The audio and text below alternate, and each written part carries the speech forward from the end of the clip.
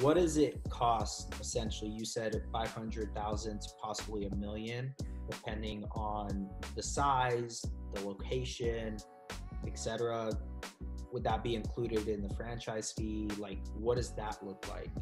Yeah, so the way our model set up, like as like an all-in cost, you know, we're looking like, and it's obviously shifting now too as things have gone up, right? So we're right now we're about 400,000 to 750. But as we go through the construction process now in Sarasota, you know, we are looking, you know, probably like as we go into next year, where that kind of startup cost will be closer to like about 500,000 to closer to like maybe 900, 950, you know, for like our model of franchise. You know, but like our competition Town Square, they're like 2.5 million. They're like a massive freaking model. I mean, they're 12,000 square feet. Ours is closer to like 8,000 square feet.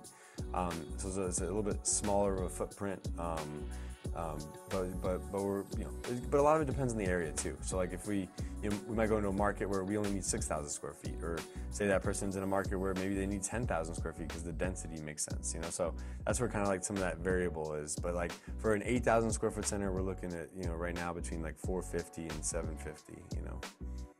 Okay.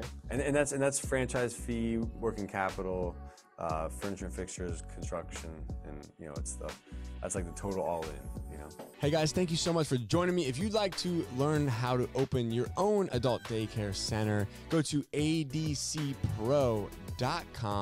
If you'd like the latest business tips, click here, and make sure you subscribe to our channel. Click here. We'll see you guys next time.